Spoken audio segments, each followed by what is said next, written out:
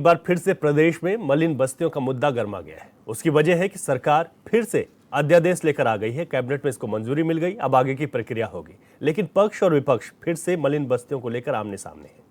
विपक्ष का आरोप है कि सरकार मलिन बस्तियों के लिए अध्यादेश लाकर हमेशा उनको डर में रखना चाहती है और एक तलवार उनकी गर्दन पर हमेशा लटका कर रखती है।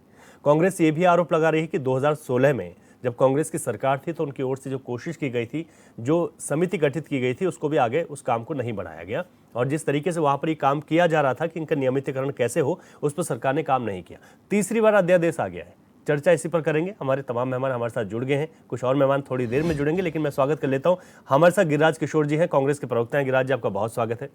हमारे साथ डॉक्टर अनिल चंदोला जी हैं, पत्रकार हैं, आपका बहुत स्वागत है चंदोला जी। और हमारे साथ यूकेडी की प्रवक्ता मीनाक्षी घिल्डियाल जी लाइव जुड़ गई हैं। मीनाक्षी जी, आपका बहुत स्वागत है।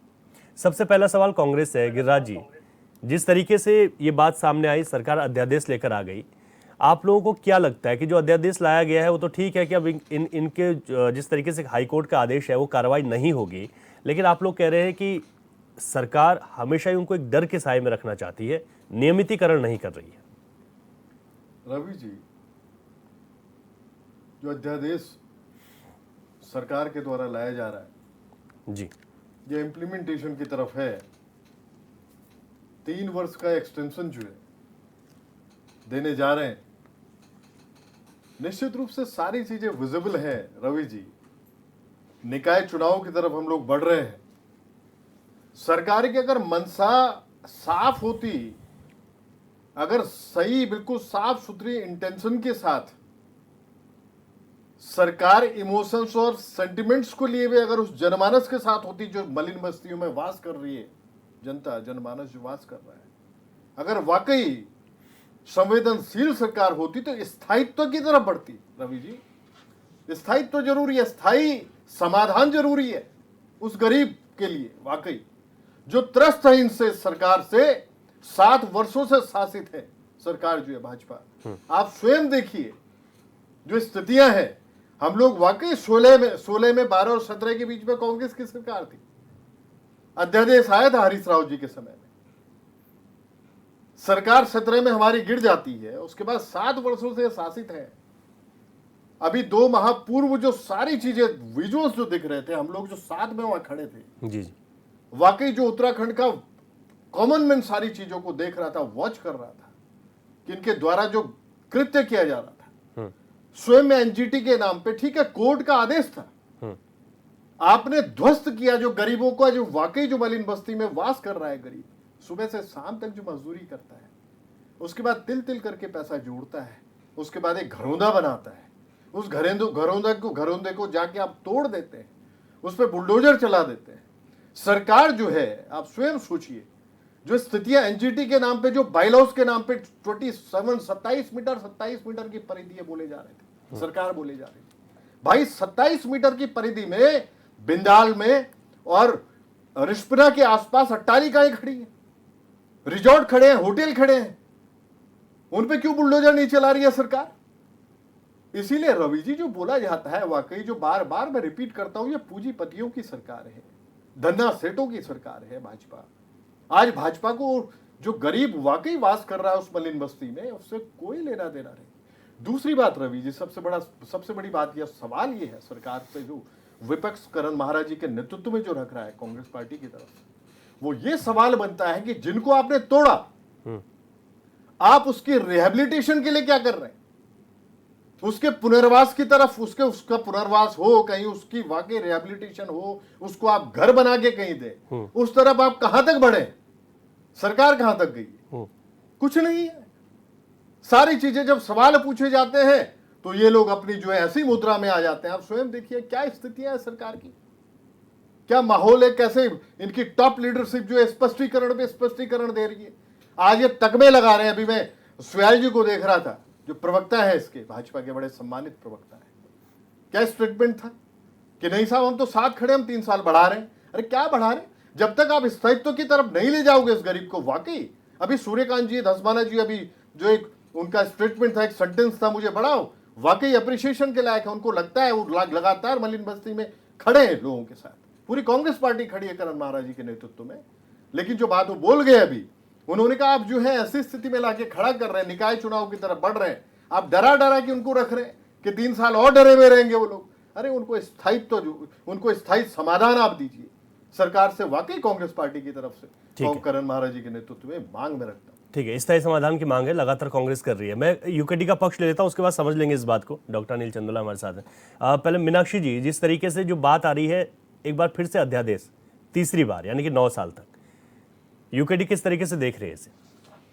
देखिए, सबसे पहले तो जी बिल्कुल, सबसे पहले तो मैं ये कहना चाहूंगी कि सरकारों को ये देखना चाहिए कि मलिन बस्ती का अर्थ क्या है। क्या कभी इन्होंने मलिन बस्तियों को सिर्फ अपने वोट बैंक को इस्तेमाल करने के अलावा भी देखा है कि मलिन बस्तियों के हालात क्या होते हैं? मलिन बस्तियां जो होती हैं, वहां पे आप देखो कि इतनी गंदगी होती है, वहाँ की जो सड़कें होती हैं, गलियां जो होती हैं, वो इतनी तंग होती हैं, और वहाँ पे जो रहने वाले लोग हैं वो इतने मानवीय तरीके से रहते हैं। वहाँ गंदगी, शिक्षा की कमी, मतलब बहुत सारी ऐसी चीजें होती हैं कि आप उन मलिन बस्तियों को अगर नियमितीकरण भी कर दें तो उसके बाद भी आप उनको डेवलप नहीं कर पाओगे।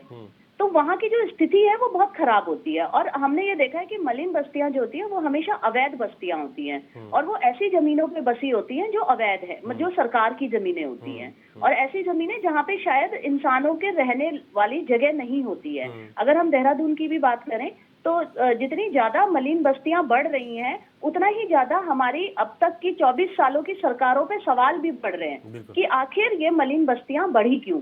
मलिन बस्तियों में वो लोग रहते हैं जो अति निर्धन होते हैं। हम आज की सरकार को देख रहे हैं कि आप बेवकूफ तो बना रहे हो 3 साल का अध्यादेश लाके, लेकिन क्या आपने ये सोचा कि जब हम फ्री की राशन बांट रहे हैं तो ये निर्धनता को कम करने के लिए हम क्या कर रहे हैं, उनकी जो स्थिति है उसको सुधारने के लिए हम क्या कर रहे हैं। मैं क्योंकि एक क्षेत्रीय दल से आती हूँ, और क्षेत्रीय दल होने के नाते मैं क्षेत्रवासी जो यहाँ के मूल निवासी हैं उनके अधिकारों पर पड़ते डाके को लेकर जरूर बात करूंगी।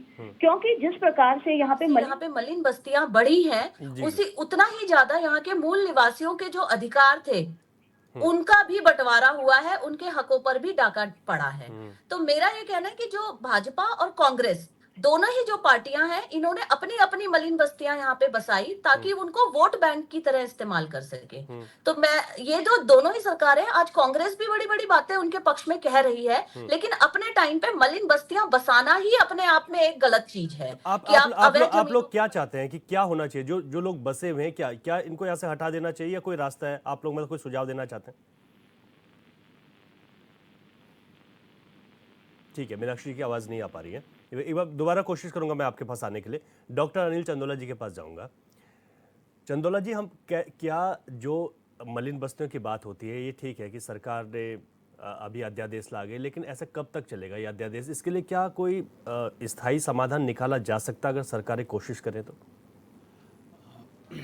अभी जो यूकेडी की प्रवक्ता है उनकी बात से मैं बड़ा सहमत हूँ इस बात से कि बीजेपी हो या कांग्रेस, दोनों ने मलिन बस्तियों को एक वोट बैंक की तरह इस्तेमाल किया, और उनकी नज़र में वो बेसिकली एक वोट बैंक है। वरना आप मुझे बताइए, 2018 में माननीय हाई कोर्ट ने कहा था कि ये अवैध बस्तियां हैं, इनको आप इनका पुनर्वास कीजिए, ये अतिक्रमण है बेसिकली, इनको आप पुनर्वास कीजिए। तो सरकार अध्यादेश लाने के बजाय तब 2018 में जब पहली बार अध्यादेश आया था तो सरकार ने कहा था, त्रिवेंद्र सिंह रावत तब मुख्यमंत्री थे जी, और ये कहा गया था कि इनका सर्वे किया जाएगा बस्तियों का। 582 ऐसी बस्तियां थी जी, उनका सर्वे किया जाएगा, और 2016 से पहले की जो बस्तियां हैं उनको 3 कैटेगरीज में बांटा जाएगा। उसमें पहली कैटेगरी थी कि जो रहने लायक है, दूसरी कैटेगरी थी जहां पे बाढ़ से सुरक्षा या अन्य जो उपाय हैं वो आवश्यक उपाय किए जाएं और फिर वो रहने लायक हो जाए, और तीसरी कैटेगरी थी कि जो बस्तियां रहने लायक नहीं हैं। इस तरीके से 3 अलग अलग कैटेगरियां होनी थी। आप ये सोचिए कि पहले 3 साल, उसके बाद 3 साल, तो 6 साल का कार्यकाल समझो इसका हो गया है। 2 बार अध्यादेश आ गया है, 6 साल हो गए।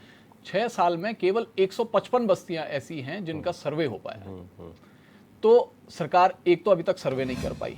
अगर आपकी मंशा उनको वास्तव में उनके जीवन स्तर को बेहतर बनाना है तो आप क्यों नहीं सीधे हाईकोर्ट के आदेश का पालन करते हैं, क्यों नहीं उनका सीधे सीधे पुनर्वास करते हैं?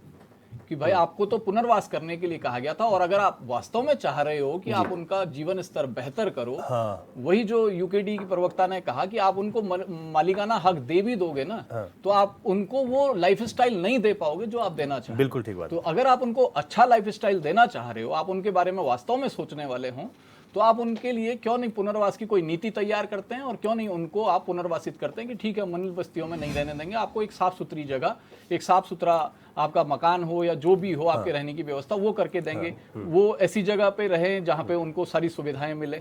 तो अगर सरकार चाहे तो सरकार इस तरीके से भी सोच सकती थी, लेकिन मैं देख रहा हूं लगातार ये तीसरी बार इस पे अध्यादेश आ गया है कि हम इनको फिलहाल के लिए छोड़ रहे हैं। दूसरी बात, उन्होंने एक और बात कही थी जो थोड़ा सा यहाँ पे पॉइंट करने वाली है कि जितनी मलिन बस्तियां बसी हैं आप उनमें देखेंगे तो उनमें उत्तराखंड के लोग बहुत कम हैं, उनमें ज्यादातर वो लोग हैं जो दूसरे राज्यों से आए हैं। और उनमें से कौन लोग हैं, क्योंकि बीच में कई बार हम सुनते हैं कि बांग्लादेशी पकड़े गए, कई बार हम सुनते हैं कि रोहिंग्या वहां पर रह रहे हैं, उनका कोई वेरिफिकेशन नहीं है।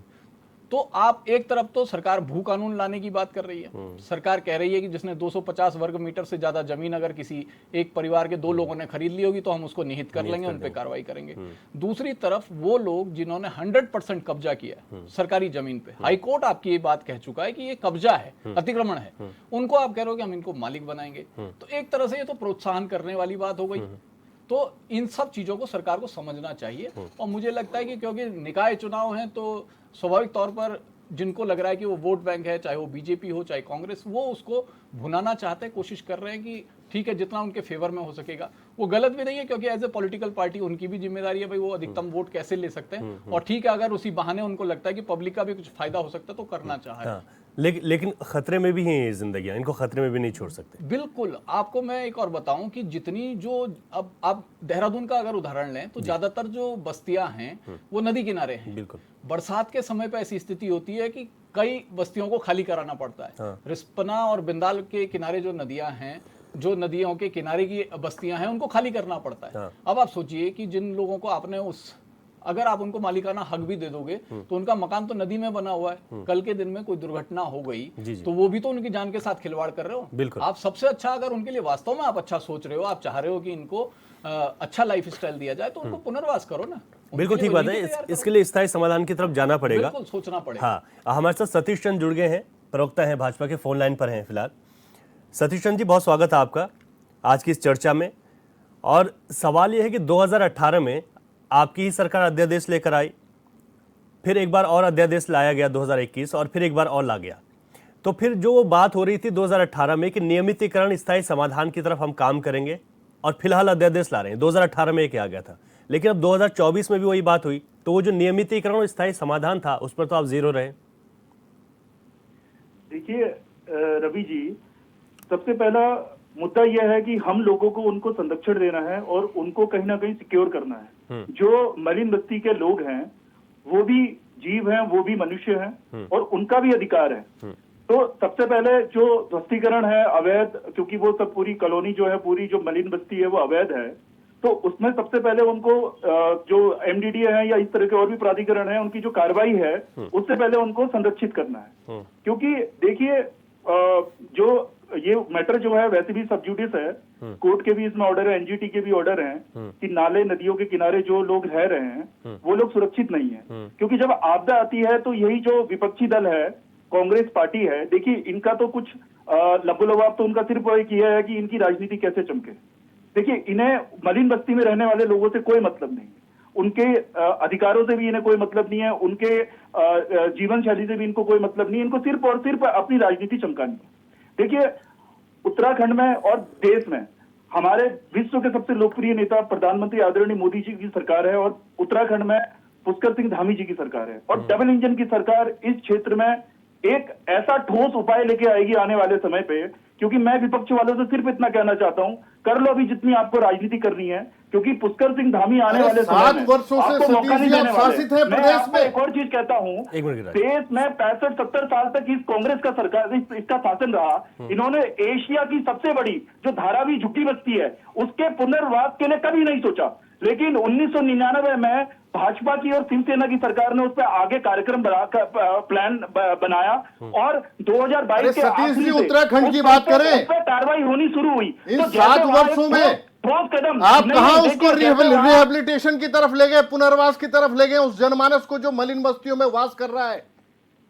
आप इन 7 वर्षों में आपने क्या किया उन लोगों के लिए? देखिए, आप लगातार आने कोस वाले रहे हैं समय कांग्रेस पे- को। एक बार सुन लीजिए। आने वाले समय पे एक ठोस कांग्रेस नीति और पार्टी, एक ठोस अरे सिस्टम क्या आपको ठोस दिखाई नीति देगा। लेके आएंगे जो 7 और वर्षों उन में नहीं लोगों कर को पाए आप लोग? स्वच्छ हवा, स्वच्छ जल जो उनका अधिकार है वो उनको दिया जाएगा। मैं आपको इस चीज से आश्वस्त करता हूं। हाँ। लेकिन मैं ये कहना चाहता हूं, ये तो बोलने का हक आप लोगों को है ही नहीं, क्योंकि आप लोगों ने अरे बताने का सुनिए, काम करा। कांग्रेस पार्टी ने कांग्रेस जिस दिन आप प्रदेश सुनो, में- जिस दिन उन मलिन बस्तियों को आप तोड़ रहे थे, बुलडोजर अपना लगातार उनके पीछे आप देखिए, पड़े हुए थे। आप और लोगों एनजीटी के ने- नाम पे सुनिए आप सतीश लोगों जी, ने अपने वोट बैंक एनजीटी, के लिए अरे सुनो, मलिन बस्तियों को बताने का कार्य एनजीटी, करा। एक सवाल है, पूरे एक प्रश्न प्रदेश है में- मेरा आपसे सतीश पूरे जी, प्रदेश में उस आप लोगों ने एनजीटी उन के मलिन बस्तियों को बताने का एक कार्य करा प्रश्न है। है मेरा, आप सिर्फ वोट बैंक उस की- 27 आप मीटर सिर्फ की वोट परिधि बैंक में की जो राजनीति अट्टालिकाएं करते हैं। खड़ी हैं, उनका क्या कर रहे हैं आप लोग? सिर्फ वोट बैंक की राजनीति जो करते रिजॉर्ट हैं। और होटल है आपके मैं लोगों बोलूं, के, एक मिनट की बताने का कार्य करा है। अच्छा, एक सवाल और है। झूठ पे झूठ आप बोले जा रहे हैं, झूठों की जमात है आप लोग यार। योजना के तहत हमने बिना क्या छत वाले स्थितियां व्यक्ति को आपने छत बना देने रखी का है कार्य प्रदेश करा है। में?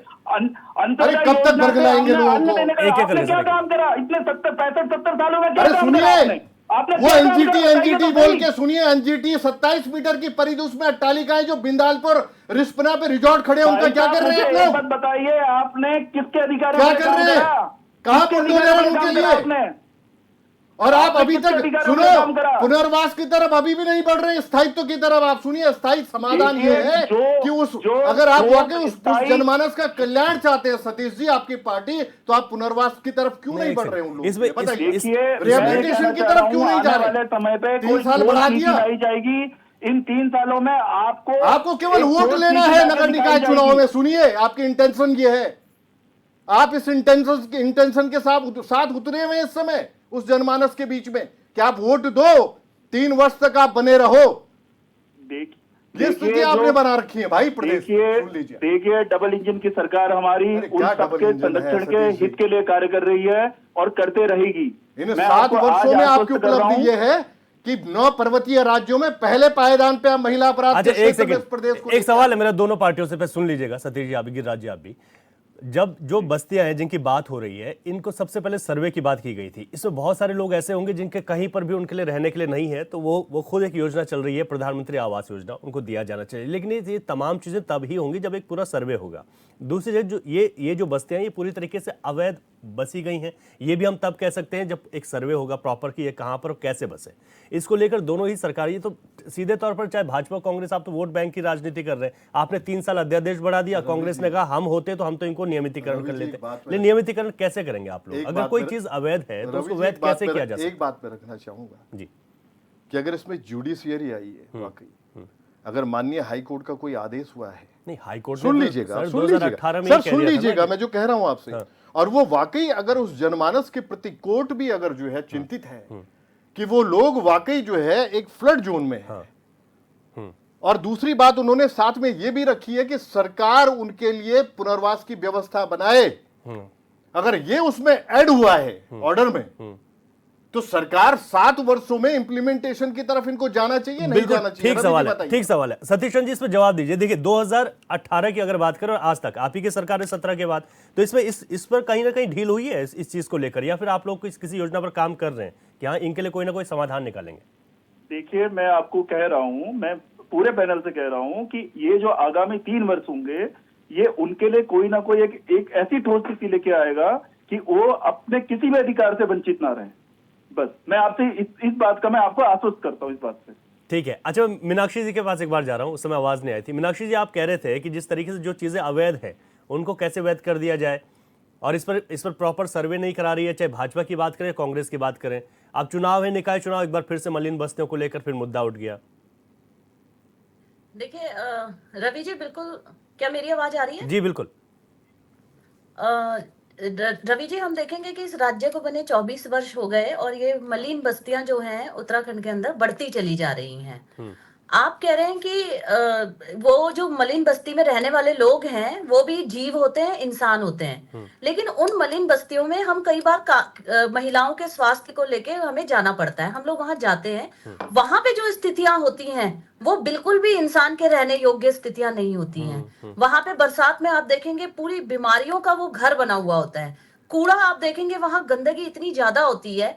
आप तीन साल करके यदि आप उन्हें इंसान मानते हैं, यदि आप उनके लिए संवेदनशील हैं, तो आप उनकी स्थितियों को सुधारने के लिए कुछ करिए ना। आप सबसे पहले तो क्वेश्चन ही यही आता है कि जब वो मलिन बस्तियां अवैध जगह पे बस रही थी, ऐसी जगह पे जो सरकार, देखिए वो रहने योग्य जगह नहीं होती हैं जहां पे वो लोग बसते हैं, उसी समय यहाँ पे एक्शन क्यों नहीं होता है? अगर आप चेक करेंगे तो उनके सभी लोगों के आधार कार्ड बने होंगे, लेकिन आप ये पता नहीं लगा पाएंगे कि उनकी आखिर वो लोग आए कहां से हैं, क्योंकि उत्तराखंड के जो मूल निवासी हैं बेसिकली उनके पास तो अपनी भूमियां पहाड़ों पे हैं, और अगर नीचे आते हैं तो वो रोजगार करने के लिए यहाँ पे आते हैं, और उनके पास छोटा मोटा कोई रोजगार होता है तो वो किराए पे रह लेते हैं। लेकिन ये जो लोग हैं ये कहां से आए हैं और इनको यहाँ पे बसाने का क्या मकसद है?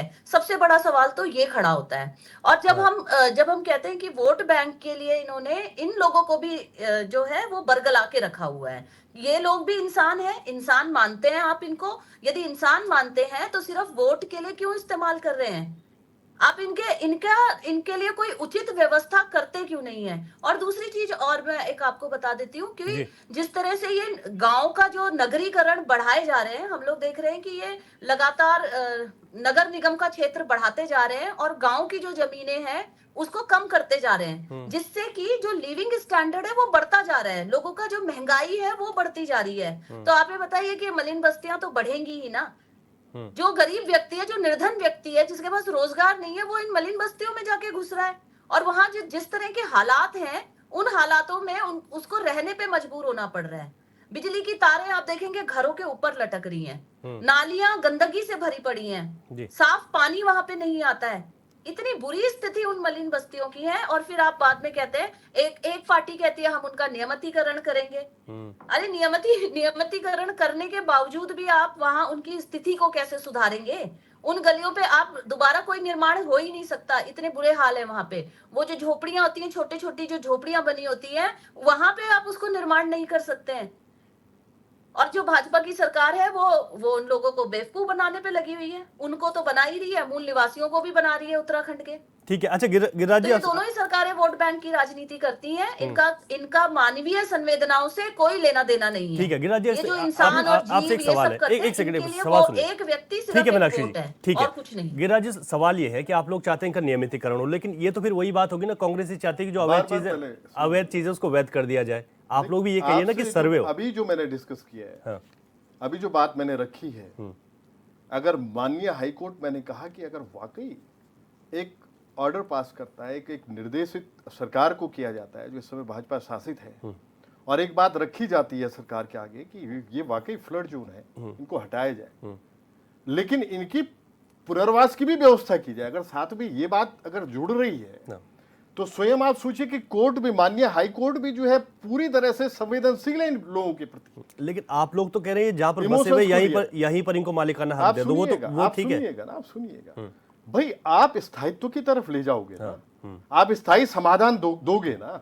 इन 7 वर्षों में अगर लगातार अगर आप उस जनमानस को बेवकूफ बनाने की कोशिश कर रहे हैं, और मीनाक्षी जी आप ये मत बोलिएगा कि ना जी उसमें केवल वही रह रहे हैं जो बाहर से आए हुए लोग हैं, उसमें ऐसा भी मास है जो वाकई उत्तराखंड से रिलेट करता है। सुन लीजिए, रह रहे हैं जिनको इन सरकारों ने रोजगार नहीं दिया है, वहां पे वो लोग भी रह रहे हैं। अरे भाई मीनाक्षी जी, आप पहले अपनी पार्टी को सुनो, आपके पुरोधा बार बार जो बोला जाता है, वाकई जिनको भीष्म पितामह माना जाता था आपकी पार्टी का, इंद्रमणि बडूनी जो है, अरे क्या सोच उन्होंने रखी थी आपकी पार्टी के लिए, और आज जो स्थितियां बनी हुई, आप कहाँ खड़े इन लोगों के साथ? उन्होंने कहाँ खड़े हैं? पार्टी के लिए सोच, आप सुनिए ना, अरे आपके यहाँ जब 2-3 विधायक बनते हैं, वही तो स्थितियां हैं। अच्छा नहीं, वो ठीक है। नहीं, आप ऐसे जवाब सुनिए, आपने बातें बहुत अच्छी रखी। हमारे 2-3 विधायक को आप छोड़िए, आप अपने विधायक आप सुनिए ना, तो वही तो स्थिति है। क्षेत्रीय दल का होना भी जरूरी है, लेकिन जो है 2-3 विधायक जो आते हैं वो जाके अपना बैठ जाते हैं सरकारों में मंत्री बनने के लिए। वो सर, अरे क्या पार्टी को आप- छोड़ देते हैं, आप- आपका एक मिनट खुद- गिरिराज जी, कांग्रेस गिरिराज जी,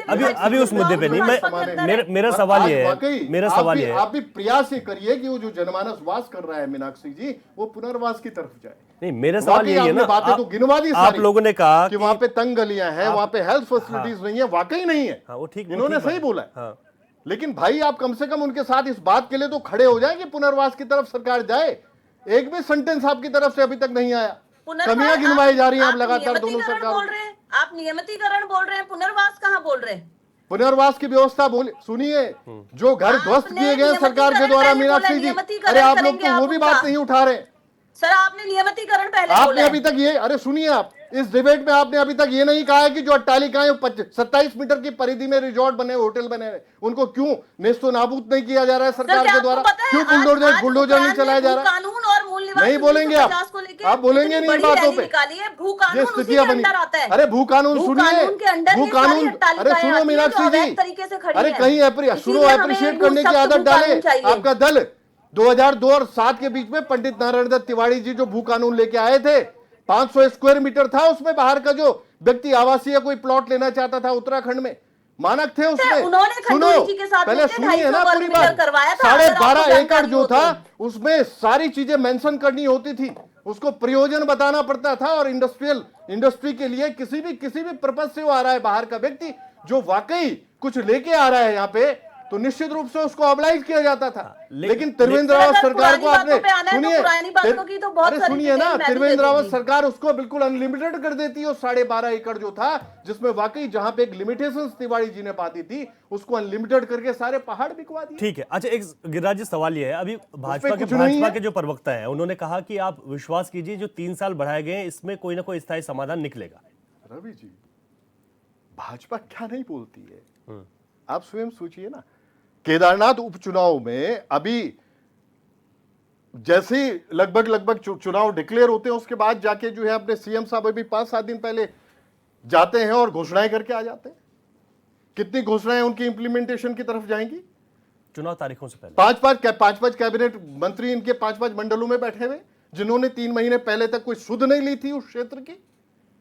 कहां सिंसियरिटी है, कहां फोकस किए हुए उस जनमानस को? अच्छा, जो आपदा में 10 जिसने झेला है, अच्छा, ठीक जिसके है। घर जमीनों एक सवाल है, कोई मुआवजा नहीं था, उसका- मुआवजे की घोषणाएं भी हो रही है वहां। ठीक है, उसका मैं सतीश जी के पास जा रहा हूं। एक सवाल मेरा ये है कि आप लोग कह रहे हैं नियमितीकरण किया, अगर आप लोग सरकार में होते तो क्या आप जहां पर ये बस्तियां बसी वहीं पर उनको मालिकाना हक दे देते? रवि जी, सोल्यूशन तरीका क्या है? सोल्यूशन तो आप सुनिएगा, सभी ढूंढ रहे हैं। नहीं, सोल्यूशन जो होता है, वाकई अगर फ्लड जोन है, अगर वाकई फ्लड जोन है, उस परिधि में वो घर है और वो वाकई जो है नुकसान उसको हो सकता है, तो पुनर्वास की तरफ, सुनिएगा, सरकार अगर पुनर्वास की तरफ जाती है, उनकी रिहेबिलिटेशन करती है, तो कहीं इनकार नहीं होगा, वो लोग मना नहीं करेंगे। कोई भी मेरे हिसाब से एक भी व्यक्ति गरीब उसमें बेचारा ऐसा नहीं होगा जो इस तरफ बढ़ेगा कि नहीं साहब मुझे नहीं चाहिए। अच्छा, ठीक है, ये निश्चित है। सतीश जी अब जवाब ही दे दीजिएगा। अब 3 साल में जो सोल्यूशन कह रहे हैं, जो 7 वर्षों में सोल्यूशन नहीं दे पाए, फिर कांग्रेस वही कह रही है कि स्थायी समाधान की तरफ नहीं आ पाए। 2018 से 2024 तक आप दे नहीं पाए, आप कैसे विश्वास करें कि 3 साल में दे देंगे? क्या ये ऐसी अध्यादेश बढ़ते जाएंगे या फिर इसके लिए कोई सोल्यूशन निकलेगा? हम खास तौर पर बात करें तो उनकी जान के साथ भी खिलवाड़ है, जो हजारों परिवार हैं, भले ही वो जो सर्वे हुआ 582 के आसपास, वो अलग चीज़ है, लेकिन अगर आप देखेंगे, अगर सिंचाई विभाग के सर्वे की बात करें, एक रिपोर्ट ये भी थी कि पूरे प्रदेश में बात करें 40,000 परिवार हैं जो खतरे की जद में नदी किनारे बसे। तो इसके लिए समाधान तो आप लोगों को निकालना पड़ेगा। 2 बार आप लोग रिपीट हो गए हैं। देखिए, इसकी पूर्ण जिम्मेदारी मैं जो समझता हूं ये कांग्रेस की है, और इस कांग्रेस ने ही उनको इस स्थिति में पहुंचाया हुआ है। जो मलिन बस्ती में आज जो लोग रह रहे हैं और जो बोल रहे हैं आपकी उनकी जान खतरे में है, इसकी पूर्ण पूरी जिम्मेदारी। अरे सतीश जी, 7 वर्षों से आप शासित हैं, आप लोगों ने क्या किया इन लोगों के लिए? भाई आप ये बताइए ना। सवाल इनके आगे खड़े होंगे रवि जी। वो कह रहे बसाने वाले तो आप सवाल ही बनते हैं, हैं। बसाने वाली कांग्रेस है, कह 65 रहे साल से देश में थे, 65 साल से। सतीश जी, आप जवाब देने का, आप जो जवाब बनता देखिए, है, मैं अगर जवाब- सवाल विपक्ष मैंने कर रहा है आपको आपसे जवाब दिया है, कि मैं 7 आज भी आपको वर्षों बोल से रहा हूं आप कि- स्थायी समाधान की ओर क्यों नहीं बढ़े? देखिए, हम इस आगामी 3 वर्ष में आपको एक स्थायी समाधान, ठोस समाधान दिखेगा। अच्छा, ठीक है, अब और आप उस ठीक है। समय इस तरह की राजनीति करने के योग्य नहीं रहेंगे। लेकिन ठीक है, डॉक्टर अनिल चंदोला जी पर जा रहा हूँ। अनिल चंदोला जी, हमने बात सुन ली, यही बात सुनते आ रहे हैं, जब भी मलिन बस्ती का मुद्दा उठता है यही बात सुनते आ रहे हैं कांग्रेस कहती है नियमितीकरण करो, पुनर्वास करो, सरकार अध्यादेश लेकर आती है, उनको एक बार फिर से सुरक्षा दे देती है।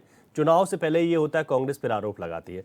लेकिन इसके स्थायी समाधान पर ही हम पहले बात कर रहे थे, क्या निकल सकता है कोई स्थायी समाधान? और सरकार ने जो 2018 से अभी तक, जो कोर्ट ने भी कहा था कि इनके स्थायी समाधान पर भी फोकस किया जाएगा, उस वक्त खुद त्रिवेंद्र सिंह रावत ने कहा था कि अध्यादेश ला रहे हैं लेकिन स्थायी समाधान की तरफ भी हम काम कर रहे हैं।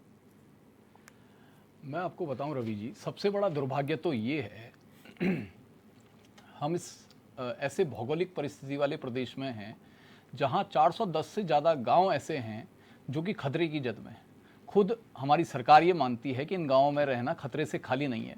यहाँ कभी भी जान माल का बड़ा नुकसान हो सकता है। वो आपदा की दृष्टि से बेहद संवेदनशील हैं। और आप देखिए कि पिछले 24-25 साल में उनमें से अभी कुछ दिन पहले मैं एक रिपोर्ट देख रहा था कि 1400 के आसपास लोग हैं जिनको पुनर्वासित किया गया है। तो 410 गांवों के लिए सरकार हर बार ये रोना रोती है कि हमारे पास पैसा नहीं है, हमारे पास बजट नहीं है। अब आप सोचिए कि वो 410 गांव जहाँ पे हजारों लोग होंगे, पहाड़ के जिन लोगों ने इस राज्य के लिए लड़ाई लड़ी, उनकी लड़ाई लड़ने के लिए, उनकी बात करने के लिए ना तो बीजेपी आगे आती है ना कांग्रेस आगे आती है। दोनों की सरकारें रही है और अभी भी एक सत्ता में है, एक विपक्ष में है। लेकिन आज तक आपने नहीं सुना होगा कि कभी 410 गांवों की बात किसी ने की होगी, किसी भी पार्टी ने नहीं की होगी। हाँ, मलिन बस्तियों की बात सब कर रहे हैं क्योंकि वहाँ वोटर है, मलिन बस्तियों पे बड़ा वोट बैंक है, इसलिए उसकी बात की जा रही है। जो आप स्थायी समाधान की बात कर रहे हैं तो वो उसी तरह की है जैसे कि हमारे पहाड़ के जो गांव हैं उनके पुनर्वास की, क्योंकि वहाँ के लिए सरकार के पास बजट नहीं है। अगर इनके पास मुद्दा बजट पे आएगा कि मुद्दा कि आपके पास बजट कितना है, अगर आपके पास बजट है तो निश्चित तौर पर एक समाधान होना चाहिए। आप खुद सोचिए, जब आप शहर के बीच में उस इलाके में जाते हैं तो आपको भी अच्छा नहीं लगता होगा, किसी को भी नहीं। जो वहाँ रह रहे हैं, सोचिए वो किस स्थिति में रह रहे होंगे। भाई आप उनका भला चाहते हैं, उनको अच्छी जगह कहीं पुनर्वासित कीजिए। उनके लिए एक ठोस नीति बननी चाहिए और जल्दी बननी चाहिए। ये ना हो कि वो फिर और 10 साल 15 साल खींचता रहे, उससे तो फिर और ज्यादा उसका आकार बढ़ता रहेगा। अच्छा, एक सवाल मेरा है आपसे, उसको मैं समझने की कोशिश करूंगा। जैसे प्रधानमंत्री आवास योजना है कि जिसके पास घर नहीं है उस बेघर को घर मिलेगा। अगर एक सर्वे करा दिया जाता, ऐसा भी तो संभव है और है कि कई लोग यहाँ ऐसे बसे जिनके पास दूसरा घर भी है अपना, लेकिन फिर वो इस जगह को छोड़ना नहीं चाहते, तो ऐसे लोगों को तो यहाँ से हटाना चाहिए। मैं आपको एक बात बताऊं, अभी एमडीडी है ना, एक अफोर्डेबल हाउसिंग उन्होंने बनाई थी इसी में, प्रधानमंत्री आवास योजना में, और उसमें 200-250 मेरे को लग रहा है फ्लैट थे, लेकिन उसमें लोग गए नहीं। वो इन्हीं लोगों के लिए थी जिनको कि मलिन बस्तियों से हटाया जाना था, और उनको ये कहा गया कि आप वहाँ जाओ, तो लोग गए नहीं। कुछ लोगों ने ये आमवाला तरला के पास में जो फ्लैट मिले थे प्रधानमंत्री आवास योजना के, वो लिए, लेकिन आप यकीन नहीं करेंगे कि उन्होंने वहाँ किराए पे दे दिया और खुद वो वापस मलिन बस्ती में रहने लगे। क्योंकि उनको लगता है कि अगर हम मलिन बस्ती से चले जाएंगे तो हमको जो वो लाभ अभी मिल रहे हैं ना मलिन बस्ती वाले, वो शायद ना मिले। और फिर सबको ये लगता है कि मालिकाना हक तो मिलना है, देर सवेर, आज नहीं कल, कल नहीं परसों मिलेगा, इसलिए कोई इसको छोड़ना नहीं चाहता। और ये लालच देने वाली भी सरकारें ही, स्वाभाविक सी बात है, ये सरकारें ही हैं जो बार बार ये कह रही हैं कि हम मालिकाना हक देंगे। कांग्रेस जब विपक्ष में है तो कह रही है जब हमारी सरकार आएगी हम देंगे, बीजेपी कह रही है हम तो सरकार में हम तो देंगे ही। तो ये वाली बात है। अब ठोस जब तक एक अच्छी प्लानिंग के साथ नहीं करेंगे तब तक बहुत मुश्किल है। सरकार के सामने दिक्कतें बहुत आएंगी क्योंकि बड़ा मास है, लेकिन करना जरूरी है क्योंकि उनके लिए भी बहुत जरूरी है जो लोग वहां रह रहे हैं। बिल्कुल। सतीश जी, 3 साल हैं आप लोगों पे, अध्यादेश लागे, ठीक है, अब ये बेघर नहीं होंगे, घर नहीं टूटेंगे, ये मान लिया है। लोग जो वहां पर रह रहे हैं वो इस बात को भी लेकर आश्वस्त हो गए होंगे कि चलिए 3 साल हैं, लेकिन एक वो जो डर है उसको कैसे दूर करेंगे? सवाल आपसे इसलिए क्योंकि सत्ता में तो भाजपा ही है, तो भाजपा को ही इसका समाधान निकालना है। तो इनके पुनर्वास, या जो मैं एक बात का जिक्र कर रहा था, कई लोग ऐसे, जैसे डॉक्टर अनिल चंदोला ने भी कहा कि जो घर दिए गए थे वो किराए पर हैं, लेकिन ये लोग यहीं हैं सिर्फ इसलिए क्योंकि आप लोगों के लालच की वजह से, चाहे आप हो या कांग्रेस हो। देखिए, सरकार का सबसे पहला कार्य यही होता है कि अपने नागरिकों को वो सुविधाएं प्रदान करे जिसके वो अधिकारी तौर पे, मतलब उसके अधिकारी तौर पे, मतलब उनको अधिकार मिलने चाहिए। हाँ, आधिकारिक तौर पे। तो मेरा ये कहना है कि देखिए, सरकार ने जो उनके लिए व्यवस्थाएं करी हुई है मलिन बस्ती वालों के लिए, अगर वो व्यवस्थाएं नहीं देंगे तो विपक्ष उस पर भी करेगा बातें कि भाई वो क्यों सुविधाएं उनको क्यों नहीं मिल रही है वाली सुविधाएं जो उनको, जिसके वो हकदार हैं। तो देखिए, मेरा ये कहना है कि देखिए, पहले तो ये जनमानस में भी चेतना लानी पड़ेगी जो मलिन बस्तियों में रहते हैं कि भाई आप अपने जो आपको सरकारी आवास आवंटित हुआ है, जो फ्लैट मिला है या जो भी उनको आवास मिला है, प्रधानमंत्री आवास योजना वाला मिला हो या जो भी मिला हो, तो उसमें उनको रहना पड़ेगा। उनको फिर दोबारा मलिन बस्ती की ओर वो अग्रसर ना हो या उधर की ओर दोबारा अपना अधिकार ना जताएं, तो इसके लिए उनमें भी चेतना लानी पड़ेगी कि स्वच्छ हवा, स्वच्छ पानी और स्वच्छ पर्यावरण, तो उसमें अगर वो उनको वहां पे अगर वो सरकार की तरफ से प्रोवाइड किया गया है तो उसमें वो रहें, ना कि उसको किराए पे चढ़ा दें, उसको एक आय का जरिया ना बनाएं। लेकिन इस बात का ख्याल संबंधित विभाग रखेंगे ना, और जिम्मेदारी सरकार की। देखिए मैं ये कह रहा हूँ, जो ये देखिए वो सरकार का भी काम है, लेकिन विपक्ष का भी काम है। जो विपक्ष जो उनको वहां पे नियमितीकरण की जो झुंझुना या उनको बहलाने फुसलाने का कार्य कर रहा है, अगर वो उनपे अवेयरनेस लाने की अगर कार्य करेगा तो ये अच्छी चीज रहेगी। देखिए कंस्ट्रक्टिव काम होना चाहिए, डिस्ट्रक्टिव नहीं होना चाहिए विपक्ष का भी काम। तो विपक्ष को कंस्ट्रक्टिव लेवल पे काम करना चाहिए। ठीक है, गिरिराज जी जवाब दीजिए इस बात का। अभी मैं डॉक्टर चंदोला जी हैं, बड़ा अच्छा वो बोलते हैं और बड़ा सारगर्भित बोलते हैं और सीखने को उसमें बहुत कुछ होता है। अभी रवि जी, अगर आपने चंदोला जी ने एक बात रखी, वाकई जो है उस पर भी ध्यान देने की जरूरत है कि अगर वो फ्लैट उसको मिल चुका है, एक आवास सरकार की तरफ से उसको आवंटित हो चुका है, उसको किराए में दे और उसके बाद आके वो अपना मलिन बस्ती में रहे। सच है, ये ऐसा ही सुनिएगा ना रवि जी, लेकिन ये जवाबदेही किसकी बनती है? सरकार की बनती है ना। सरकार जो है पूरी, अगर अलर्ट मोड में सरकार होती है तो इस तरह की प्रॉब्लम्स नहीं क्रिएट होंगी भाई प्रदेश में। अभी तो कुछ ही फ्लैट दिए गए होंगे। अगर ऐसी स्थितियां बनी हुई हैं तो वाकई उनको चिन्हित होना चाहिए। जो गलत है वो गलत है, उसको ये नहीं है कि उसको जो है कांग्रेस पार्टी जाके उसका समर्थन करेगी, ना भाई तू वहां किराए में दे दो और यहाँ क्या मलिन बस्ती में रहो। नहीं, आपका जो राइट बनता है वो अगर आपको प्रोवाइड हो चुका है गवर्नमेंट की तरफ से, तो आपको उसमें रहना होगा, इसको छोड़ना होगा, लेकिन निश्चित रूप से। लेकिन ये सारी चीजें जो है इसमें अलर्टनेस सरकार की तरफ से होनी चाहिए। बिल्कुल ठीक बात है। सरकार वाकई केवल चुनाव को देखते हुए अगर ये डिसीजन लेती है कि 3 वर्ष के लिए हमने, चलो जी इस पे इसका एक्सटेंशन कर दिया, बढ़ा दिया, अब रहो आप स्थायी समाधान की तरफ जाएं। आज जो कह रहे हैं आप, अभी इन्होंने एक सतीश जी ने एक बात बोली, आप राजनीति करने लायक कांग्रेस नहीं रहेगी। आप देखिएगा 3 साल में, अरे भाई 7 वर्षों में कुछ नहीं कर पाए, एक प्रोग्राम इंप्लीमेंटेशन की तरफ नहीं होता। मैं तो कई बार डिस्कस करता हूं डिबेट में बैठ के, लेकिन अभी तो आप अगर पृथक राज्य मांगा गया था, आपकी पार्टी रवि जी मैं 2 मिनट लूंगा, अगर पृथक राज्य वाकई मांगा गया था उत्तराखंड, तो उसमें आखिरी पायदान का जो ग्रामीण था उसके बच्चे तक अच्छा एजुकेशन मिले, हेल्थ फैसिलिटीज, उसके बच्चे को अच्छी फैसिलिटीज मिले, ये रीजन्स थे उसमें। सुनिएगा पहले सतीश जी, सुनो, सुनने की आदत डालो, सुनने की क्षमता रखो। एक प्रोग्राम आपका ना विलेज टूरिज्म में, ना हॉर्टिकल्चर में, ना फ्लोरिकल्चर में, ना फिशरी में, आपका एक भी प्रोग्राम इंप्लीमेंटेशन की तरफ नहीं है। पहले सुनो सतीश जी, जिससे इनकम ऑफ सोर्सेज आपके बढ़ेंगे सरकार के। ठीक है भाई, मैं राय देता हूं आपको, मैं एडवाइस कर रहा हूं ना, आप इस पे कहीं तो फोकस करो। जब तक आप वो हाइजीन नहीं बनाएंगे उस गांव को, कांग्रेस सरकार में दी होती तो जब तक हाइजीन, अरे हम लोगों ने काम किए थे, हमने पारंपरिक, सुनिए, हमने पारंपरिक खेती को भी बढ़ावा दिया। एक सेकंड विषय पर रिजेक्ट कर दिया, खरीद मूल्य नहीं, विषय से नहीं भटकेंगे। मेरे एक सवाल है कांग्रेस, एक मिनट सतीश जी, एक मिनट गिरिराज जी, एक सवाल है आपसे। अभी जो आप लोग कह रहे हैं कि हम न्याय यात्रा निकाल रहे हैं मालिकाना हक को लेकर, अभी तो ये लग रहा है ना कि जो लोग यहाँ बसे हुए हैं, देखिए वो लोग अवैध बसे हुए, इस बात को मानना पड़ेगा और खुल के बोलना पड़ेगा इस बात को। हाँ, उनके पास घर नहीं है तो सरकार की जिम्मेदारी उनको घर मुहैया कराए, कहाँ जाएंगे अपने छोटे बच्चों को लेकर। लेकिन सवाल ये कि अभी जो आप लोग कह रहे हैं उससे तो ये लग रहा है कि वो व्यक्ति जहां पर बसा हुआ है, अगर कांग्रेस की सरकार होती तो मालिकाना हक मिल जाता उसे, रजिस्ट्री एकदम कि ये अब तुम्हारा, ये कोई नहीं छेड़ेगा। अभी तो ये लग रहा है ना कांग्रेस की बातों से। गिरिराज जी, आप जो भी कांग्रेस का समय रिप्रेजेंटेशन है रवि जी, जहां तक मैंने सारी चीजें वॉच की हैं, अगर वाकई जमींदोज उसके गरीब के अगर घर तोड़े जा रहे थे, उस दिन हम लोग साथ में खड़े थे। साथ में विपक्ष का खड़ा रहना कोई गलत है? नहीं। अगर वाकई सारी चीजें, अगर ट्रांसपेरेंसी कहीं दिख नहीं रही है, आप उसको ना पुनर्वास की तरफ ले जा रहे हैं। अभी तक 27 मीटर की परिधि में अभी तक मुझे जवाब नहीं मिल पाया कि जो होटल अट्टालिकाएं खड़ी हैं, जो रिजॉर्ट खड़े हैं, कुछ नहीं है वहां, कुछ नहीं होगा, वो बिल्कुल ऐसे ही रहेंगे जैसे हैं।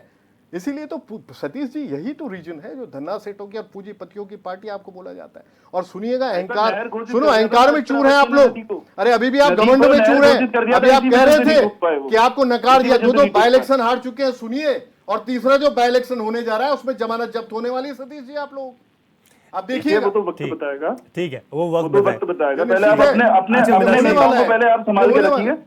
एक सेकंड, मीनाक्षी गिल्डियाल जी, आपने जो बातें कही वो बिल्कुल ठीक थी। मैं खुद उन बातों का समर्थन करता हूं कि किसी भी चीज़ पर कोई अवैध चीज़ हो रही है तो उसको लेकर जिस तरीके की राजनीति है वो साफ तौर पर देखने को मिलती है। ये भी सच है कि जिन लोगों के पास घर नहीं है उनका अधिकार है रहने का, लेकिन वो कहाँ पर रहेंगे, किस तरीके से रहेंगे, वो सरकार उनके लिए व्यवस्था करेगी। 2018 में जब सबसे पहले अध्यादेश आया 3 साल के लिए, उस वक्त भी एक आस जरूर थी इन लोगों को कि इसके बाद कोई ना कोई स्थायी समाधान निकलेगा जी। लेकिन जब 2024 में फिर से 3 साल के लिए आता है, यानी कि 9 साल, तो फिर आस भी टूट गई होगी, लेकिन लालच फिर दे दिया।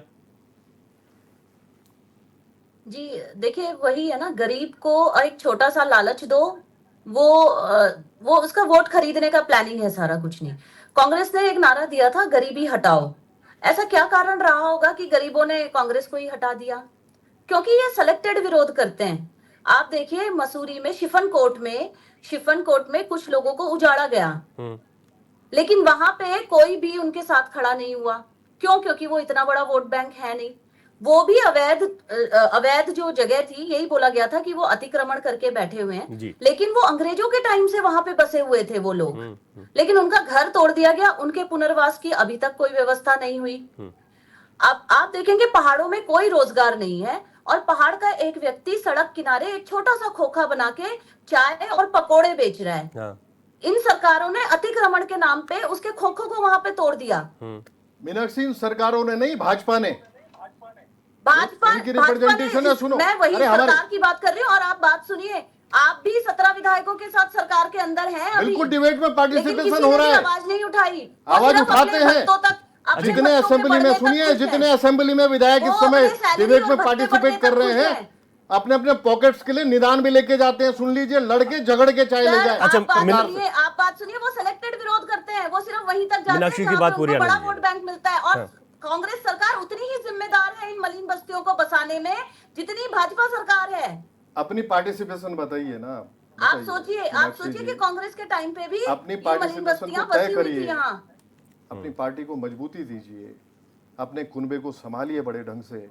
अगर वाकई वो संभलेगा तो क्षेत्रीय दल का होना जरूरी है। लेकिन अगर आप उत्तराखंड क्रांति दल के लिए इतनी चिंतित मत होइए। हम तो हमेशा से उत्तराखंड के मूल निवासियों जब आप बड़ी बड़ी बातें करते हैं तो चिंतित होना पड़ता है मीनाक्षी जी, आगे भी करते रहेंगे। हमारी पार्टी मजबूत होगी नहीं होगी उसकी चिंता आप मत करें, लेकिन आप भी सरकार में हैं। बिल्कुल, जब कांग्रेस को आप कटघरे में खड़ा करेंगे तो निश्चित रूप से बोला जाएगा।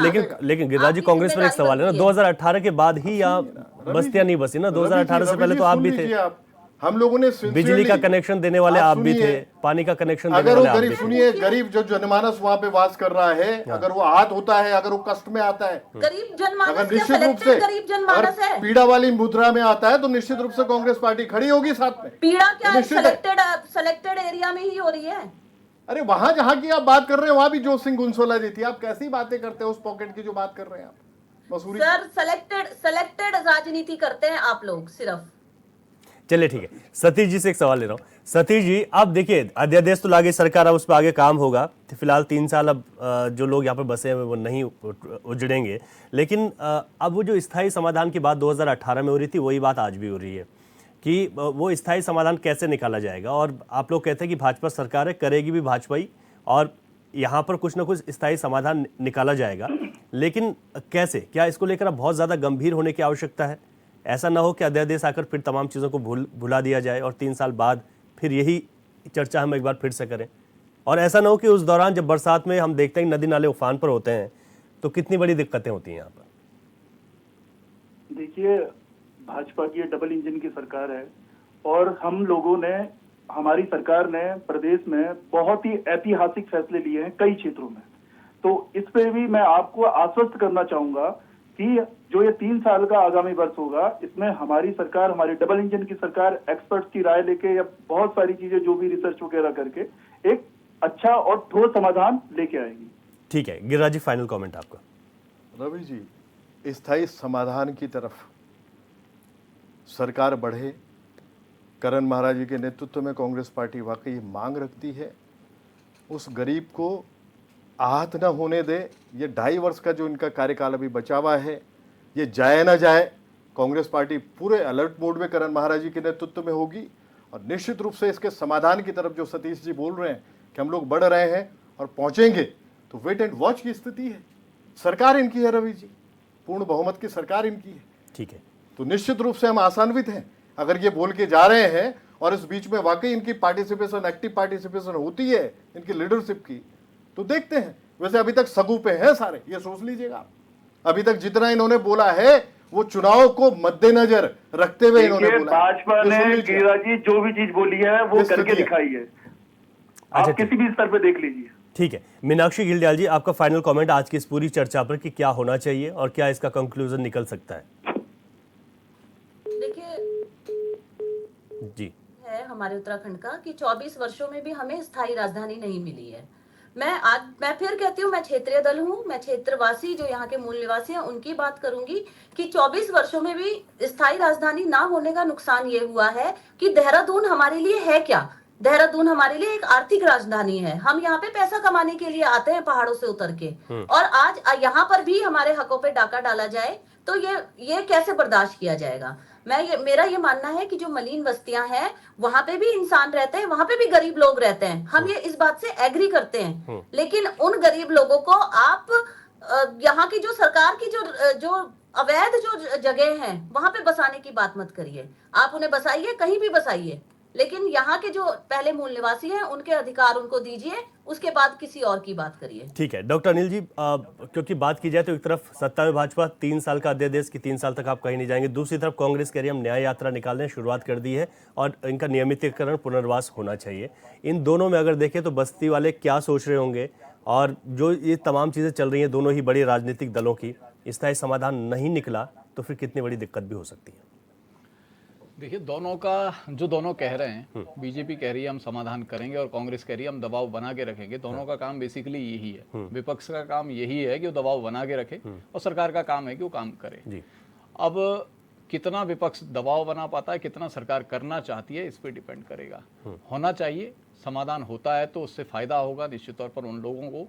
हजारों जो आप कह रहे हैं 40,000 परिवार हैं, या हो सकता है उससे भी ज़्यादा हों, क्योंकि 40,000 तो पुराना सर्वे होगा, नया सर्वे तो हुआ नहीं, तो खैर ये पता नहीं कि कितने परिवार हैं। लेकिन अगर 40,000 परिवार भी हैं और परिवार 3-4 लोग भी हैं तो बहुत बड़ी आबादी है, तो उनके लिए निश्चित तौर पर होना चाहिए और जल्दी करना चाहिए, सबसे बड़ी बात। क्योंकि जितना आप लेट करेंगे एक तो उतना वो मास बढ़ता जाएगा और फिर उतनी परेशानियां भी बढ़ती जाएंगी। लेकिन एक और रिक्वेस्ट ये भी है सरकार से, सुनती हो अगर तो, कि पहाड़ के उन लोगों के बारे में भी सोचो जो खतरे की जद में हैं। कांग्रेस से भी रिक्वेस्ट है कि थोड़ा सा प्रेशर इसको लेके भी बनाए। वो भी वोट बैंक है, वो भी आपको वोट देते हैं, इस प्रदेश के लोग हैं और उनकी तो अपनी ज़मीन है, वो तो कब्जा करके भी नहीं बैठे हैं। बिल्कुल। वो जो 400 से अधिक गाँवों के आपने 410 गाँव है, जिक्र किया, उस पर भी सोचें, सिर्फ एक ही जगह फोकस ना हो। गिरिराज जी बहुत शुक्रिया, आप जुड़े हमारे साथ। मीनाक्षी जी बहुत शुक्रिया, डॉक्टर अनिल जी आपका बहुत शुक्रिया। आज चर्चा में भाग ली, बहुत महत्वपूर्ण चर्चा है और अब देखना होगा कि स्थायी समाधान क्या निकलता है, सबसे बड़ी बात यह है। लेकिन बड़ी महत्वपूर्ण बात ये भी सामने निकल कर आई कि इसमें जितना देर करेंगे, जितना वक्त और ज़्यादा लगेगा, ये चीज़ें और बढ़ती जाएंगी। यानी कि जो चीज़ें अगर हम कहते हैं कि आज इनको सुलझाया जा सकता है, इस पर कोई रास्ता निकाला जा सकता है, वो रास्ता और कठिन हो जाएगा जितना वक्त और लगेगा। देखना होगा कि किस तरीके से सरकार इसको लेकर समाधान निकालती है। क्वेश्चन आवर में इतना ही। नमस्कार।